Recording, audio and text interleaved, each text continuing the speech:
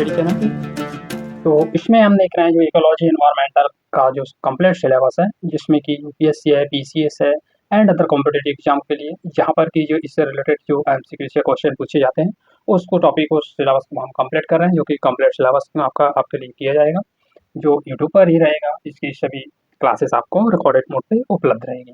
तो कल का सेशन कैसा लगा, सेशन कैसा है, अपने सेशन को देखिएगा और फीडबैक के तौर पर आपको लाइक या डिसलाइक करके बताएं। ठीक है, तो आज का सेशन में स्टार्ट करने से पहले हम आज के लिए कुछ कोटेशन है उसको देख लें कि कामयाब होने के लिए कौन सी 5 चीज़ें जो अति आवश्यक हैं। कि मतलब कि दुनिया में हमें कामयाब होना है, तो उसके लिए दुनिया में कामयाब होने के लिए कौन सी 5 चीज़ का होना अति आवश्यक है। तो कौन-कौन सी चीज़ें हैं, उनके बारे में देख लें हम कि वास्तव में है क्या। तो उसको देखें हम कि कौन-कौन सी ये 5 चीज़ें हैं। तो फर्स्ट में देखें हम इसको, फर्स्ट लोग क्या कहेंगे, सेकंड है इसमें मुझसे नहीं होगा, थर्ड है इसमें मेरा मूड नहीं, फोर्थ है इसमें मेरी किस्मत खराब है, फिफ्थ है इसमें मेरे पास टाइम नहीं है। अब एक एक करके हम इनको समझने की कोशिश करेंगे। फर्स्ट देखें इसमें क्या है, लोग क्या कहेंगे, मतलब कि जो कार्य कर रहे हैं उसके बारे में, कि आप जैसा भी काम करोगे या जो भी कार्य अपने मन लगा के करेंगे उसके बारे में लोग क्या कहेंगे। लोगों का काम तो है कहने का, तो लोगों का काम तो है कि कहने का, तो उससे आपको परेशान होने की कोई आवश्यकता नहीं है। अपना कार्य है अपने तौर पर कीजिएगा और क्या सोचें उसके बारे में, आपको कोई उसमें कोई इंटरेस्ट ही नहीं रखना कि भाई हमको जो काम करना है उसको करना है। ठीक है, सेकंड इसमें मुझसे नहीं होगा, मतलब कि आप जिस चीज़ के लिए आप जो कर रहे हैं उस काम को निरंतर करिएगा और ये कोशिश नहीं करना है कि हम पे भाई मेरे से नहीं होगा। आप जितना काम करोगे ना उसमें एक दिन आपको सफलता जरूर मिलेगी। थर्ड इसमें मेरा मूड नहीं है, मेरा मूड नहीं है मतलब कि आप जो काम करना चाह रहे हो उसको करने का टाइम, परंतु आप जितना भी काम करोगे ना, यदि मूड के भरोसे बैठोगे तो वो तो काम होगा भी नहीं। क्योंकि यदि काम करोगे ज़्यादा नहीं तो थोड़ा-थोड़ा छोटे-छोटे स्टेप में आप करोगे ना, तो वो कार्य भी आपको छोटा लगना, कितना भी बड़ा कार्य हो वो छोटा लगने लगने लगे।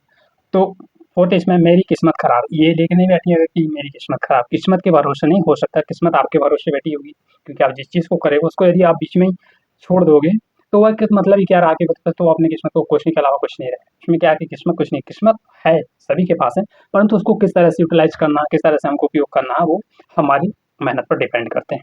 अब लास्ट है इसमें कि मेरे पास इसमें क्या है, टाइम नहीं है।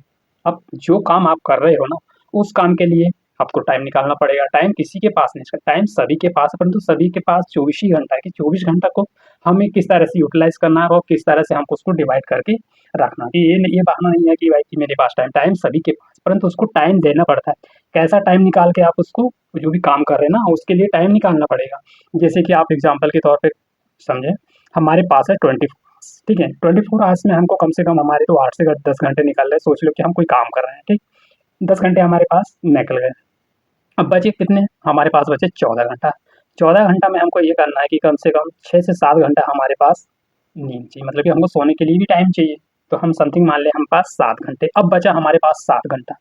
7 घंटा में अब इसमें ये रख ली 2 घंटा हमारे आने-जाने के या कुछ अदर एक्टिविटी है। अब बचे हमारे पास कितने, टोटल मिला के हमारे पास बचे 24 घंटा, मान लिया 5 आवर्स।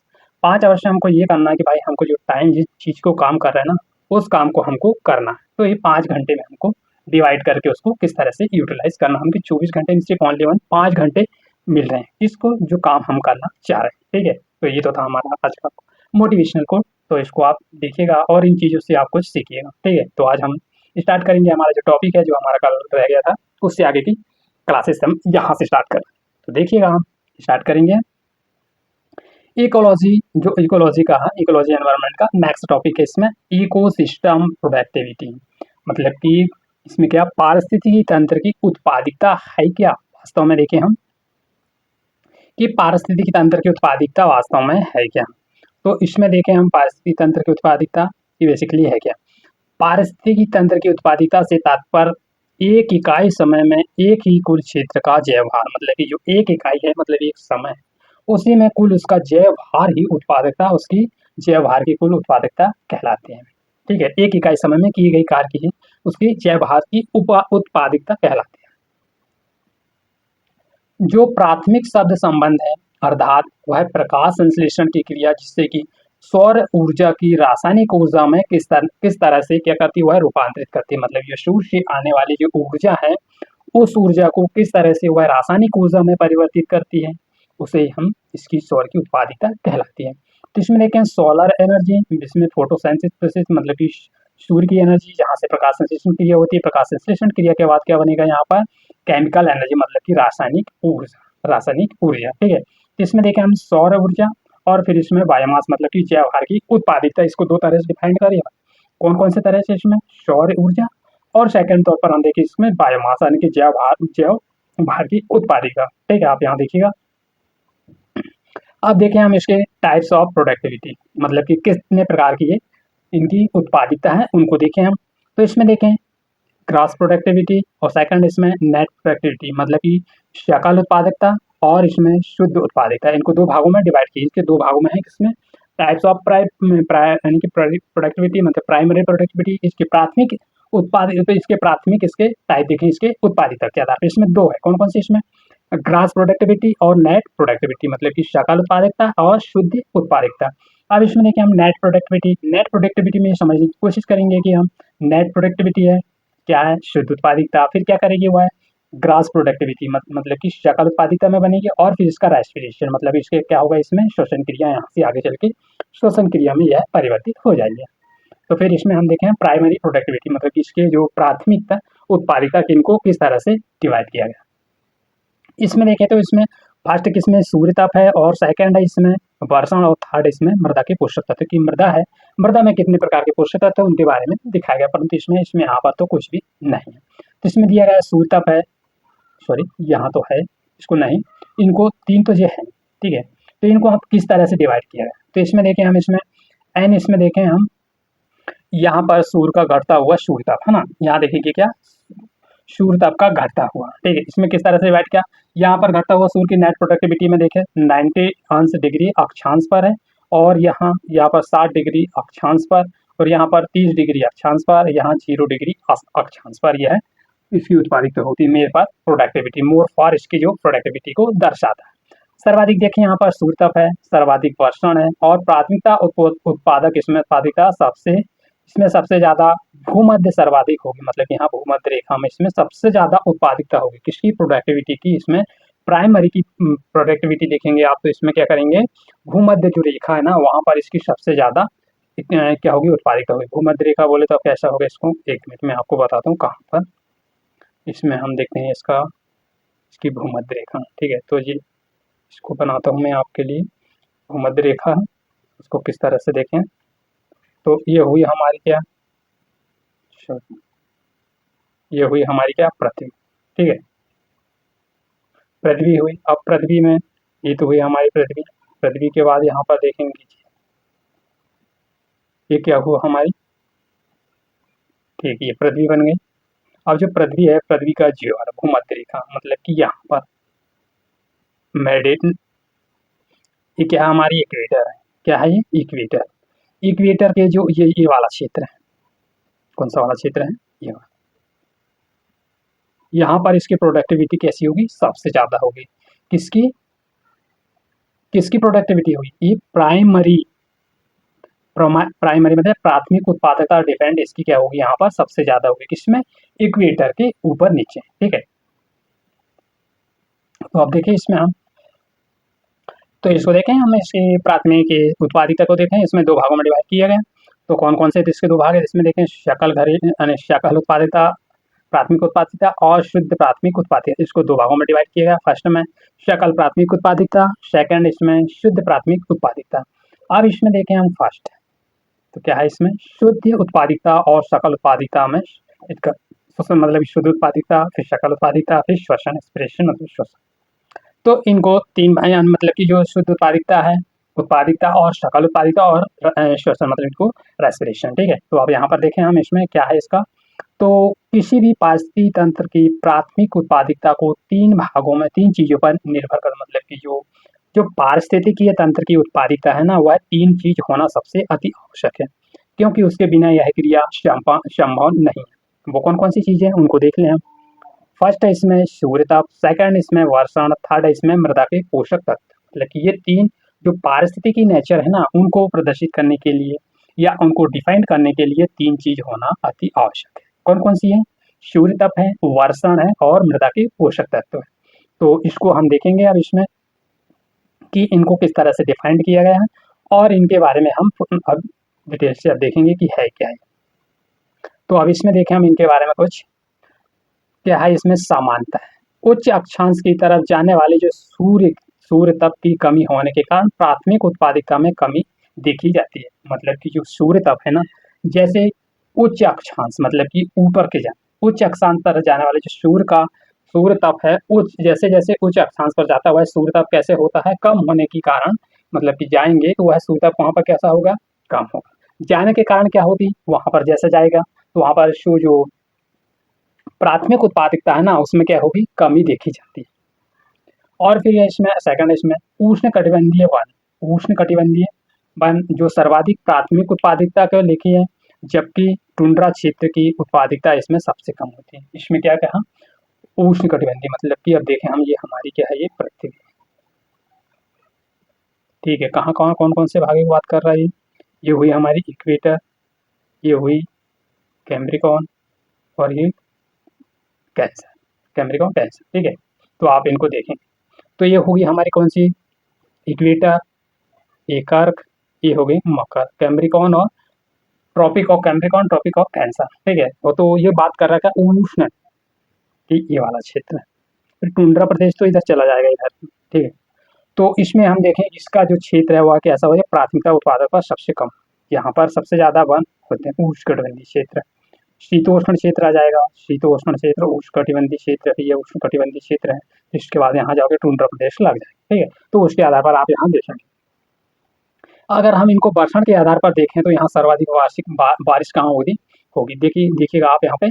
तो वर्षा के आधार पर हम देखें ना, तो यहाँ सबसे अधिक वर्षा कहाँ पर होगी, जो इक्वेटर पर क्या होगी, यहाँ पर सबसे अधिक वर्षा अधिक होगी, जिसके कारण वहाँ प्राथमिक उत्पादक सर्वाधिक है। मतलब कि यहाँ पर वर्षा अधिक होगी तो यहाँ प्राथमिक जो प्रोडक्टिविटी है वह है सबसे ज़्यादा यहाँ पर ही होगी, क्योंकि यहाँ पर रेगिस्तान होने की सबसे कम, तो मतलब कि बारिश होती है। और जहाँ पर ये इस क्षेत्र में जहाँ पर कम बारिश होगी वहाँ पर क्या होगा, वहाँ पर आप देखेंगे तो बारिश नहीं होगी। तो बारिश नहीं होगी तो क्या होगा, वहाँ पर क्या, वर्षा नहीं होने के कारण क्या, वहाँ का क्षेत्र जो हुआ है क्या हो जाएगा, वह रेगिस्तान बन जाएगा। मतलब कि वहाँ रेगिस्तान सबसे अधिक मात्रा बन जाएगा, क्योंकि वहाँ पर बारिश नहीं होगी तो वह पूरा क्षेत्र कैसा हो जाएगा, सूखा हो जाएगा। सूखा होने के कारण इसकी प्राथमिक उत्पादकता भी इसमें बारिश के कारण, कम बारिश के कारण इस यहाँ पर कम होगी, ठीक है। आप यहाँ पर देख भी सकते हैं कि जहाँ पर वर्षा अधिक होगी तो वह क्षेत्र कैसा होगा, वहाँ सबसे अधिक मात्रा में क्या बनेगी, उसकी प्राथमिक प्रोडक्टिविटी अधिक बनेगी। और जहाँ पर कम वर्षा होगी, वर्षा कम होगी, वर्षा कम होने के कारण क्या होगा, वहाँ पर मरुस्थल होगा, सूखा क्षेत्र पाया जाएगा, जिसके कारण की क्या होगी, वहाँ पर उसकी वर्षा कम होगी, कम होने के कारण वहाँ की प्राथमिक जो उसकी उत्पादकता है वो भी कम होगी, ठीक है। तो आप वहाँ देख सकते हैं। तो अब इसमें हम देखें इकोलॉजी एनवायरनमेंट में कि टाइप ऑफ इकोसिस्टम के जो टाइप्स क्या क्या हैं, इक्वेटिक इकोसिस्टम, इक्विटोन, फिर इसमें देखेंगे शवाना ग्रासलैंड, देखेंगे इसमें शवाना ग्रासलैंड देखेंगे कि इसके बारे में, और टाइप ऑफ स्पीसीज मतलब कि जो स्पीसीज है उनके बारे में इंडिकेटर को देखेंगे, कौन कौन सी स्पीसीज है उनके बारे में देखेंगे। फिर कीटोन स्पीसीज क्या होती है, अम्ब्रेला स्पीसीज क्या होती है, प्लैगेस स्पीसीज क्या होती है, इंडिविजुअल स्पीसीज क्या होती है, और इंडिकेटर स्पीसीज क्या होती है। तो इसके बारे में हम देखेंगे कि इन स्पीसीज का कार्य भी क्या है, ठीक है। तो अब इसके बारे में देख लें हम। तो इसमें देखें हम टाइप ऑफ इकोसिस्टम की, इकोसिस्टम के कौन कौन से प्रकार हैं। तो इसमें दो हैं, कौन कौन से, यहाँ पर दो भागों में डिवाइड किया गया, स्थलीय आधार पर, स्थलीय पारिस्थितिकी तंत्र मतलब कि, और फिर सेकंड क्या है इसमें कि जलीय पारिस्थितिकी तंत्र, इसको देखेंगे हम। तो इसमें कौन कौन से हैं, तो हम फर्स्ट देखेंगे इसमें स्थलीय। तो ये है क्या, बेसिकली इसको देखें तो ये चीज़ जो मैं बताऊंगा ना ये बहुत ही इंपॉर्टेंट है एग्जाम पे पॉइंट ऑफ व्यू से, कि यहाँ से क्वेश्चन क्या बनेंगे और क्वेश्चन की इसकी प्राइवेटी क्या, इसकी क्या रहेगी, और इसमें किस तरह से यह है अपना इनको इंक्रीज या डिक्रीज इन ऑर्डर में आपको याद रखना है, और किस तरह से ये इसको कहीं से भी पूछ सकता है भाई, इसको कुछ दे देगा आपको, इसके बारे में देगा प्रवाल वित्ती, इसका प्रोडक्टिविटी क्या है, उष्ण कटिबंधीय वर्षावन की प्रोडक्टिविटी क्या है, आर्द्र फिर आर्द्र आर्द्र भूमि की प्रोडक्टिविटी क्या है, उष्ण कटिबंधीय पतझड़ वन की प्रोडक्टिविटी क्या है, शीतोष्ण सदाबहार की प्रोडक्टिविटी क्या है, और फिर क्या शीतोष्ण सदाबहार वन की प्रोडक्टिविटी और शीतोष्ण पतझड़ वन की प्रोडक्टिविटी क्या है।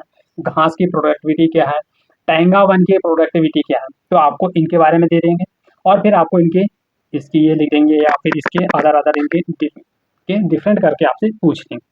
तो हम देखेंगे एक एक करके इनको कि इनकी प्रोडक्टिविटी के बारे में कि इनकी प्रोडक्टिविटी है क्या। ठीक है, तो एक तरफ इनके नाम लिख लेंगे और एक तरफ इनकी प्रोडक्टिविटी देखेंगे। तो स्टार्ट करते हैं हम इसको। देखें हम फर्स्ट में से प्रवाल वित्ती की प्रोडक्टिविटी क्या है इसमें कि देखेंगे आप, तो इसमें कि प्रवाल वित्ती की प्रोडक्टिविटी कितनी है इसमें 2500 किलोग्राम केजी। ठीक है, और उष्ण कटिबंधीय वन वर्षावन की प्रोडक्टिविटी कितनी है इसमें, इसमें देखेंगे तो 2200 केजी। और अगला है इसमें आर्द्र भूमि की productivity 2000 kilometre 2000 KG kilometre sorry KG 2000 KG. और उष्ण कटिबंधीय पतझड़ वन की प्रोडक्टिविटी 16 केजी 16,000 केजी 1600 केजी। शीतोष्ण सदाबहार वन की प्रोडक्टिविटी देखें हम तो इसमें 13,000 केजी 1300 केजी। और शीतोष्ण पतझड़ वन की देखें तो इसमें कितनी है, इसमें शीतोष्ण पतझड़ की 1200 केजी 1200 केजी। फिर सवाना की देखें हम, सवाना की है 900 केजी मतलब कि 900 केजी। और टेंगा वन की देखें तो टेंगा वन की इसमें प्रोडक्टिविटी है 800 केजी मतलब कि 800 केजी। और फिर इसमें देखें हम इसके औसतन लवड़ी प्रतिशत, इसमें औसतन लवड़ी प्रतिशत कितना है, इसमें है कितना 750 मतलब कि 750 केजी। ठीक है, स्टेपी की देखें हम तो स्टेपी की कितनी है इसमें की, स्टेपी की देखें तो इसमें आप देखेंगे 600 केजी। फिर टुंड्रा वन की देखें तो 120 से लेके 140 120 से लेके 140 केजी। और मरुस्थल वन की देखें हम तो 90 केजी। कितनी मरुस्थल वन की देखें हम तो इसमें 90 केजी। तो ये तो हुई इनकी सिचुएशन के आधार पे मतलब कि इनके सीरियल बाई। तो आपको ये पता होना चाहिए, आपको ये भी याद रखना है कि इनको हमको ऊपर से नीचे इसकी डायरेक्शन के हिसाब से इनके क्या करें, इनकी प्रोडक्टिविटी को देखें कि सबसे ज़्यादा प्रोडक्टिविटी किसकी है, सबसे कम किसकी है, सबसे लोएस्ट किसकी है और सबसे कम किसकी है, सबसे डीप किसकी है। इसके आधार पर आपको इसकी सिचुएशन में आपको देखना होगा या इनके आधार पर आप इनको याद करने की कोशिश कीजिएगा, याद करिए। ठीक है, तो अब देखें हम इसमें थोड़ा सा देख लें और इक्विटी के बारे में कि इक्विटी है क्या। हाँ, मैंने ये बताया आपको, ये प्रोडक्टिविटी से यहाँ से 100% क्वेश्चन आएगा ही आएगा, क्योंकि यहाँ से क्वेश्चन आने के चांसेस है और बनेंगे ही। इसमें देखें हमने ये वाला। ठीक है, तो इनको याद रखिएगा और याद कीजिएगा। ज़्यादा नहीं तो इसको एक A4 शीट में लिख लीजिएगा वीडियो पॉज करके सीक्वेंस रूप में, तो आप वहाँ से देख सकते हैं। ठीक है, तो ये देखा हमने। तो आप देखें इसमें तो फर्स्ट देखा था हमने इसमें किसका, स्थलीय आधार पर इसकी क्या इकोसिस्टम। अब देखें हम एक्वेटिक इकोसिस्टम मतलब कि इसमें जलीय आधार पर हम देखें इकोसिस्टम का किस तरह से इनका इकोसिस्टम तंत्र बनता है। तो इसमें देखिए फाइटोजोन्स, अब यहाँ देखें हम, ये तो हमारा इसमें ऐसा देखिएगा आपको इस तरह से इसको बनाया हमने। तो यहाँ पर हुई क्या, ये वो हमारी इसकी सतह है, यहाँ क्या भरा है, यहाँ भरा पूरा जल, क्या भरा है यहाँ पर, समुद्र का जल। यहाँ पर ये कौन सा महाद्वीप का जो है क्या, महाद्वीपीय मग्न तट है। यहाँ पर इसकी कितने प्रोडक्टिविटी है 350 केजी है। ठीक है, कितनी यहाँ पर 350 केजी है, क्या है इसकी महाद्वीपीय मग्न तट की प्रोडक्टिविटी। और यहाँ पर भी इसमें कितनी है 350। ठीक, तो ये तो हुआ, इसके ऊपर स्तर के क्या बोलेंगे, एवरेज ओशियन प्रोडक्टिविटी। क्या है एवरेज ओशियन मतलब जो समुद्री है, इसकी समुद्री सतह की प्रोडक्टिविटी कितनी 150 केजी। और समुद्री स्तर पर हम देखें इसकी कितनी है, इसमें समुद्री स्तर पर इसकी जगह इसकी प्रोडक्टिविटी कितनी है, यहाँ पर देखिएगा 125 केजी। ये पूरा क्या है जलीय स्तर, यहाँ क्या भरा है, जल भरा। इसका मैरियान मतलब कि ये समुद्र का जल है, इसकी सतह की इसमें क्या दी गई, इसमें इनकी प्रोडक्टिविटी है, समुद्री सतह की प्रोडक्टिविटी यहाँ पर देखिएगा आप ये कितनी है 125 केजी है। और जो निम्न महाद्वीप का निम्न तट है ना, यहाँ पर इसकी प्रोडक्टिविटी कितनी 350 है। और इसकी सतह पर जो फाइटोजोनिक क्षेत्र है मतलब कि ये वाला क्षेत्र जो है फाइटोजोनिक, यहाँ पर कितनी इसकी प्रोडक्टिविटी 350। और एवरेज ओशियन प्रोडक्टिविटी कुल कितनी यहाँ पर 150 है, कितनी यहाँ पर है 150। ठीक, आप यहाँ पर देखिएगा इसकी कुल टोटल एवरेज इसकी प्रोडक्टिविटी है कितनी है, यहाँ पर इसको दर्शाया गया है 150 केजी। ठीक है, तो हम इसको देखें हम, अब देखें इसकी इकोटोन की, इकोटोन एवरेज एफर्ट क्या मतलब कि इकोटोन है क्या, इसका एवरेज एफर्ट क्या है और इनको किस तरह से डिफाइंड किया गया है उसके बारे में देखें। अब इकोसिस्टम का एंगस्ट्रॉन में दर्शाया, किस में दर्शाया? एंगस्ट्रॉन में। इसमें इकोस्टोन स्टेज एज और इकोसिस्टम ए और बी। समकालिक जोनक क्षेत्र मतलब कि जो समकालीन जोन क्षेत्र होता है उसके बारे में दर्शाया गया कि भाई है क्या ये। हम इसीलिए समझने की कोशिश करें हम कि इकोटोन क्या है। इकोटोन शब्द का अर्थ क्या है? एक संक्रमणकाली पारिस्थितिकी तंत्र है, मतलब कि जो इकोटोन क्षेत्र जो होता है वह कैसा है? वह संक्रमणकालीय पारिस्थितिकी तंत्र का क्षेत्र है। इकोटोन दो या दो से अधिक पारिस्थितिकी तंत्र की विशेषता मौजूद होती है, मतलब कि जो इकोटोन का जो क्षेत्र है ना, वहाँ पर जब आप देखोगे वहाँ पर दो या दो से अधिक इनकी विशेषता पारिस्थितिकीय तंत्र की जो विशेषता है वह मौजूद रहती है। जैसे कि आप इसको देखने की देखोगे तो इकोटोन की कुछ प्रजातियां हैं, दोनों पारिस्थितिक तंत्र की होती हैं, मतलब कि जो इकोटोन की कुछ जो प्रजातियां हैं ना, जो पारिस्थितिकी तंत्र बोले तो जलीय वाला और स्थलीय वाला, ये दोनों में इनकी होने की क्या करता हुआ है, इनको प्रदर्शित करता हुआ है। यहाँ दोनों ही तरह में इनकी इकोटोन प्रजाति पाई जाती है। कौन कौन से? जलीय स्तर पर भी देखोगे और स्थलीय स्तर पर भी देखोगे आप ना, तो इनकी जो दोनों ही इनकी प्रायिकता को दर्शाता है। ठीक है, क्या करते हैं वह? ये दोनों स्थिति में मौजूद होते हैं। कौन कौन सी बोले तो पहला वाला कौन सा था? स्थलीय पारिस्थितिकी तंत्र, और सेकंड था जलीय पारिस्थितिकी तंत्र। ये दोनों ही एक दूसरे के क्या होते हैं, इनमें इनकी विशेषताएं कैसी होती है? मौजूद होती हैं।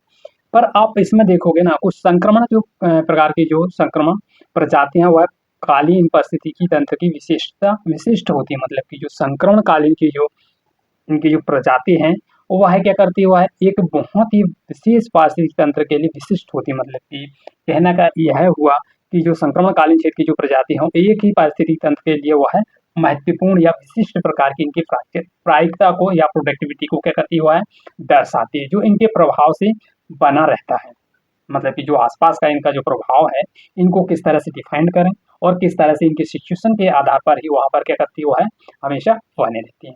तो इस तरह से इनकी प्रोडक्टिविटी को इनको प्रदर्शित करती है, जिसके कारण की वह इकोटोन प्रकार की ये स्पीसीज है वह इनको एक दूसरे से संबंध स्थापित करती है, मतलब कि जो रहने का स्थान है वहाँ पर ये क्या संक्रमणकाली क्षेत्र है, वहाँ पर ये अपना क्षेत्र को क्या करती है? वह विस्तार करती है और विस्तृत रहती है, जिनके ये प्रभाव के आधार पर इनका प्रभाव बहुत ही अधिक मात्रा में होता है, जिस तरह से वह अपना एक संक्रमणकालीन क्षेत्र को निर्धारित करते हैं।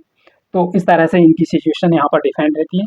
और फिर अब इसके आगे तो हम देखेंगे आने वाले वीडियो में, क्योंकि अब उतना तो टाइम है नहीं, क्योंकि और थोड़ा सा बचा है, तो इसमें एक वीडियो में हम समथिंग की वो है, आने वाला जो वीडियो रहेगा वह कम से कम रहेगा 10 से 15 मिनट का, हो सकता है उसमें ये टॉपिक क्लियर हो जाएगा, आपका ये पूरा टॉपिक कंप्लीट हो जाएगा। इसके बाद हम इसका टेस्ट अपलोड करेंगे, टेस्ट को आप दीजिएगा। तो आने वाली जो वीडियो रहेगी ना, उसमें हम एक वीडियो और लगेगी इसमें, ये हमारा ये टॉपिक पूरा कंप्लीट हो जाएगा। जैसे ये टॉपिक कंप्लीट होगा तो आने वाले मंडे, ट्यूसडे और वेडनेसडे 3 दिन हम हो सकता है कि 1 या 2 दिन में इसके टेस्ट ले लेंगे। फिर इसके बाद हम फिर अगला टॉपिक है जो बायोडायवर्सिटी है ना, उसको हम पूरा स्टार्ट करेंगे और उसको भी एक नए वे में जैसे जैसे हमारा जो सिलेबस कंप्लीट होते जाएगा तो हम उसके क्वेश्चन को भी कराएंगे। क्यों? ठीक है, तो क्वेश्चन करने से आपको थोड़ा नॉलेज भी बढ़े कि हम जो पढ़ रहे हैं उससे रिलेटेड हमसे क्वेश्चन सॉल्व हो रहे हैं या नहीं हो रहा है। ठीक, तो फिर सेशन कैसा लगा? सेशन को लाइक या डिसलाइक करके आप बता सकते हैं। मिलते हैं फिर नेक्स्ट वीडियो में। Thank you for all of you. जय हिंद और अच्छे से पढ़ाई कीजिएगा। ठीक, ओके बाय।